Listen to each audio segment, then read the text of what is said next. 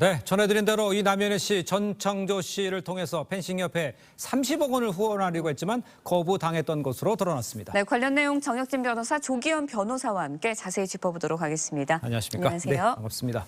자, 제가 정리를 좀 해보면요. 남현희 씨가요, 펜싱협회 30억 원 후원을 제안했다. 이 돈을 전창조 씨가 낼 거다. 하지만 돈 출처는 묻지 마라. 이런 내용입니다. 어떤 정황을 의심해 볼 수 있는 상황입니까? 일단 뭐 협회에다가 후원하는 건 좋은 일이죠. 하지만은 석연치 않은 부분이 너무 많지 않습니까? 일단 후원 금액 자체가 30억 원이라고 하는 거액이고 그렇죠. 그렇게 큰 돈을 내면서도 출처를 묻지 말라. 특히 누가 내는지도 묻지 말라. 네. 이런 돈을 어떻게 받을 수 있겠습니까? 네. 세상에 공짜가 어디 있습니까? 그러니까 이런 돈을 미끼로 해서 뭐 남현희 씨가 됐던 전 씨가 됐던 펜싱협회 협회장을 하려고 했던 것이 아닌가. 네. 그럼 협회장으로 끝났겠습니까? 이거 협회장 통해 가지고 또 더 큰 사기를 치려고 했던 것이 아닌가. 이런 의심이 드는 그런 정황이라고 볼 수 있을 것 같습니다. 네, 펜싱 협회장이라고 이야기를 해주셨는데 왜 남현희 씨와 전 씨가 거액의 돈을 후원하려고 했던 걸까요? 이 사건 범죄의 핵심은 남현희 씨가 전창조 씨를 일단 신뢰하는 것부터 시작되어야 됩니다.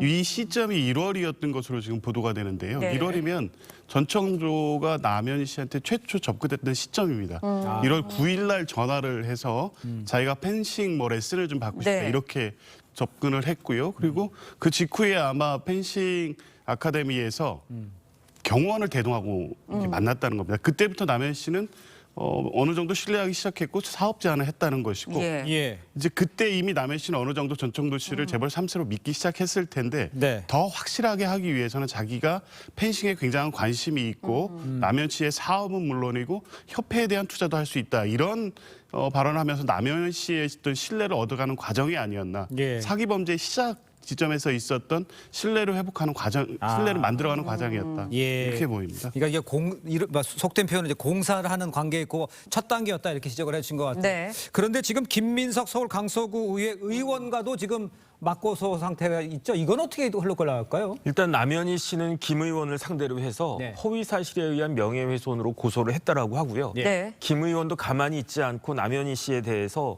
무고에다가 또 마찬가지로 허위사실 명예훼손으로 또 맞고소를 했다라고 하는 건데 예. 뭐 무고는 그렇다라고 치고 명예훼손은 남현희 씨의 명예훼손 자체가 내 명예를 훼손한 것이다.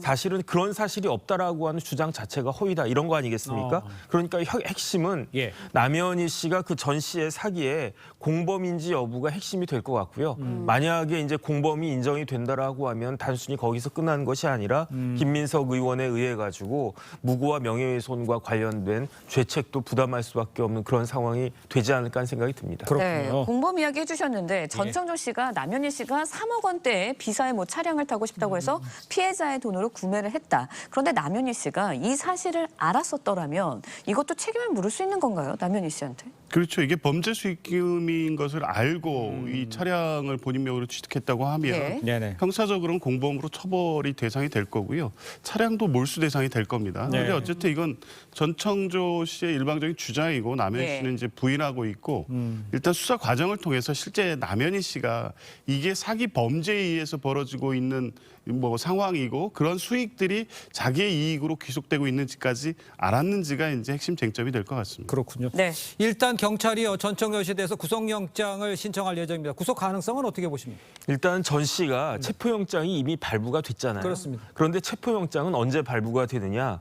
피의자가 수사기관의 출석 요구에 응하지 않을 경우에 그런 우려가 있는 경우에 발부가 되는 거거든요. 예. 그렇기 때문에 체포영장이 발부됐을 예. 때에는 48시간 이내에 구속영장을 청구해야 됩니다. 그래서 이제 구속영장이 청구가 된 건데 네네. 구속영장은 뭐 이미 모든 국민들이 다 아시다시피 네. 범죄 혐의가 상당해야 되고 여기에다가 추가적으로 도주 우려나 그다음에 증거인멸 우려나 증거가 일정하지 않거나 이런 추가적인 요건이 있어야 되는데 제가 봤을 때 전 씨는 이 세 가지 요건에 모두 다 해당이 될 것 같아요. 그렇군요. 증거인멸의 우려도 심각할 것 같고 네. 그다음 주거도 일정하지 않지 않습니까? 네. 뭐 최고급 그 주택에 살고 있다고 했는데 그 검거된 거는 김포에 있는 친척집에서 검거가 맞아요. 됐다고 했고 예. 제일 중요한 거는 심지어 중국으로 밀항하려고 했다고 그러잖아요. 아, 맞아요. 이거는 뭐 도주 우려까지 있는 거니까 웬만한 아주 특별한 사정이 아닌 이상 구속영장은 발부되지 않고 않을까 싶습니다. 그렇군요. 네, 뭐 연일 사기 행각에 대한 주장, 뭐 제보들이 네. 계속해서 나오고 있는데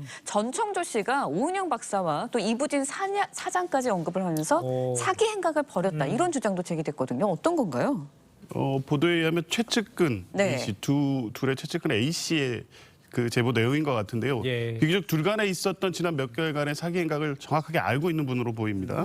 매너리라는 회사 대표로 소개하고 펜싱 아카데미를 통해서 3억 원대의 교육 프로그램을 제안했다는 건데요. 이게 문제는 오은영이나 이부진 사장 같은 분을 이 설명을 해도 웬만한 일반인은 믿지 않았을 거 아닙니까? 3억이라는 교육 프로그램이 또 말도 안 되는 거고. 예. 이 매개의 과정에 남현희 씨가 있었기 때문에 예. 이런 방식으로 사기 수법을 완성해가는 과정이었다고 봅니다. 최초에 펜싱협회 후원을 통해서 사기 범죄를 기획하고 시작했다면 이 즈음에는 실질적으로 범죄 수익을 얻기 위한 사기 범죄 완성 단계에 있었던 예. 일들 같습니다. 알겠습니다. 네.